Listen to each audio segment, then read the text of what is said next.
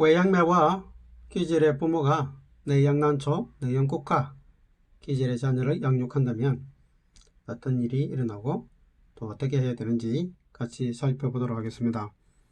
우리가 기질들의 특징에 따라서 이름을 만들어 봤는데요. 내양매와 기질의 사람들은 꼼꼼하고 신중하고 책임감이 강하고 때로는 잘 안 움직이는 복지부동하는 모습이 있으니까 이 꼼꼼, 김신중, 나책임, 지부동 뭐 이렇게 이름 지어봤고요.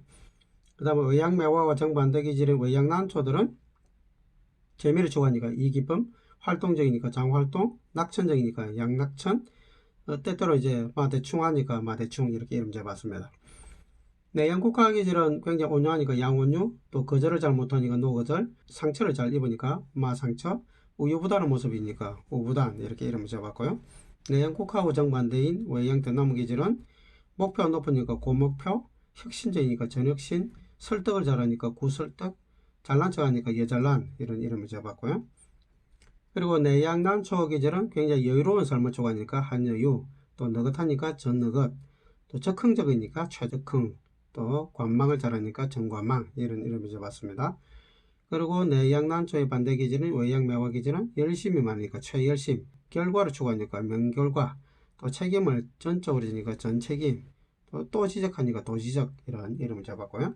내양대나무 기질은 논리성을 추구하니까 채논리, 또 분석적이니까 이분석, 또 신념이 있으니까 한신념, 비판을 잘하니까 명비판 이런 이름을 잡고요. 외양국화 기질은 우리는 다 평화를 추구한다 해서 우평화, 열정적이니까 백열정, 또 배려를 잘하니까 왕배려, 오지랖이 넓어서 오지랖 이런 이름을 잡았는데요. 이 이름들 보면 이 기질이 무슨 기질인지 좀 이해가 가죠. 자, 그러면 오늘은 외양매화 기질 부모, 내양난초나 내양국화 자녀를 양육할 때 어떤 갈등들이 일어나는지, 학습을 도와줄 때 어떻게 해야 되는지 같이 보도록 하겠습니다.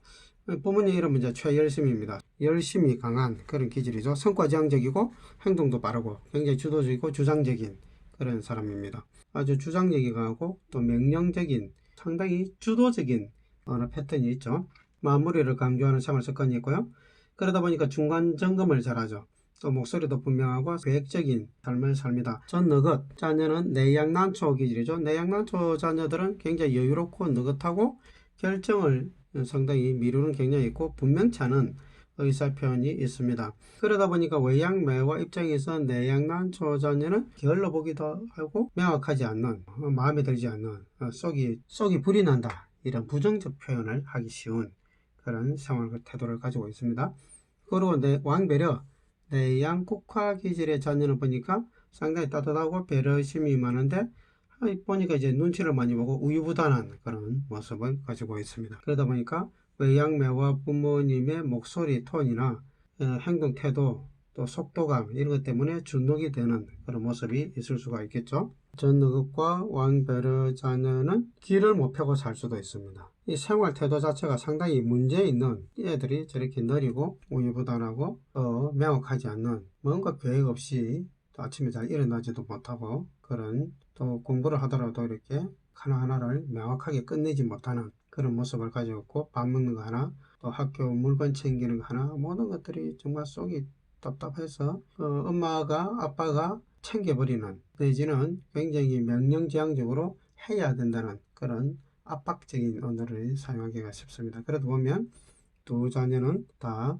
자신감을 상실한, 그래서 자신감이 결여된, 나는 부모님 마음에 들지 않는 자녀다, 뭐 이런 낮은 자존감을 가지고 생활하기에 쉬운 그런 모습을 가질 수가 있습니다. 부모님의 속도에 따라가지 못하는 자녀들이다 이렇게 볼 수 있습니다. 내양난초나 내양국화 자녀를 어떻게 양육해야 되는지, 또 무엇을 해야 되는지, 무엇을 하지 말아야 되는지에 대한 내용을 같이 보도록 하겠습니다.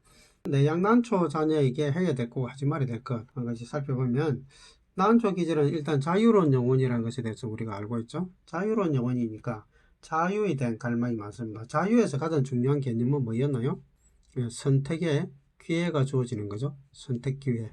이 선택의 기회를 준다는 것은 뭔가 한 가지를 가지고 해야 된다, 이거는 꼭 해야 돼, 이런 이야기가 아니라 A, B, C, D 여러 가지 방법이 있을 수가 있는데, 그 중에 너는 어떤 것을 선택할 것이냐, 너가 선택한 것을 내가 존중해 준다. 단지 이 선택을 했을 때는 이런 대가가 있고 또 이런 유익함이 있다. 이런 것들을 가르쳐 주는 거죠.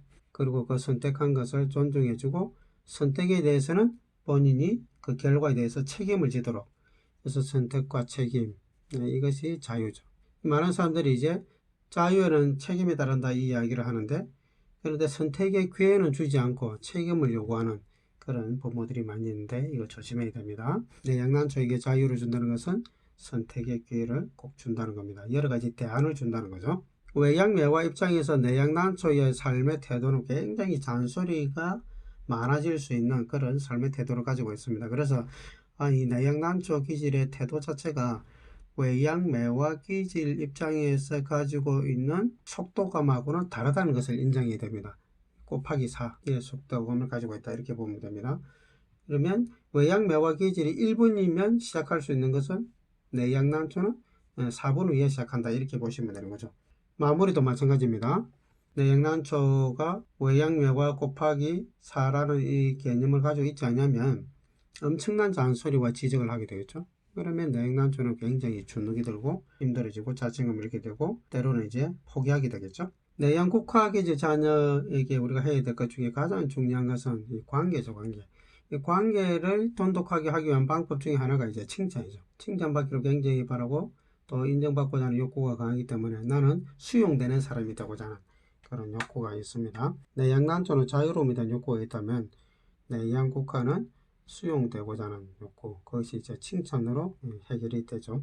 큰 소리로 말하지 않는 거 중요합니다. 큰 소리로 이야기하고 명령적으로 이야기하고 눈을 부르키고 이야기하면 내양국화들은 그 태도에서 벌써 상처를 받게 됩니다. 내양난초 자녀 또 내양국화 자녀들의 그 학습을 도와줄 때 우리가 뭘 주의해야 되는지 한번 살펴보겠습니다.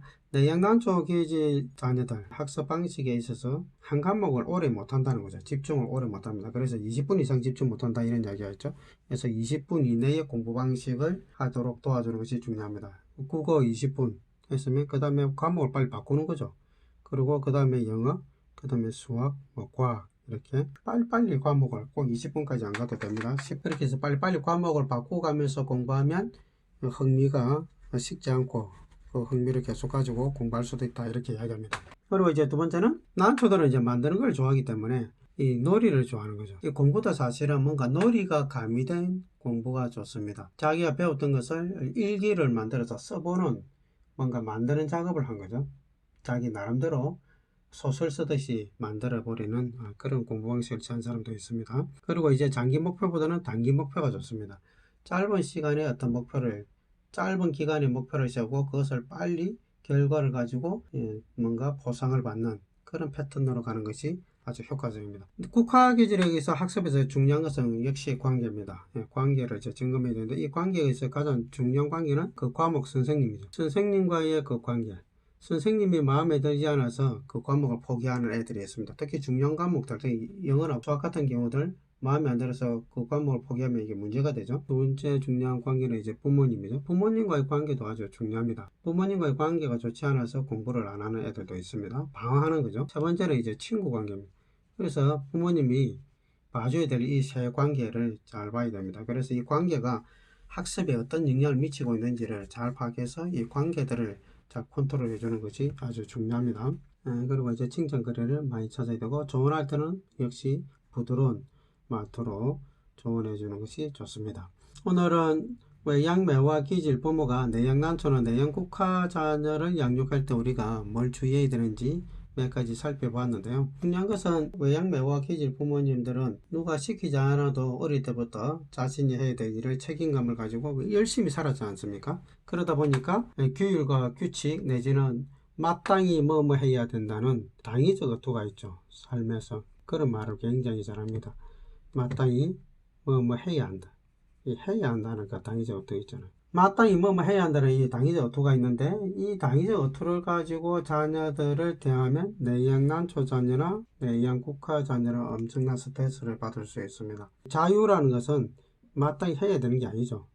여러 것 중에 선택할 수 있는 거니까. 그리고 시간적 여유, 그리고 곱하기 4라는 거 꼭 기억하시고 자녀를 여유롭게 느긋하게 그렇게 같이 간다, 좀 느리게 간다, 이런 관점에서 양육하시면 굉장히 도움이 될 거라는 생각이 듭니다. 오늘은 외양매와 부모와 내양난초, 내양국가 자녀의 관계에 대해서 같이 살펴봤습니다. 감사합니다.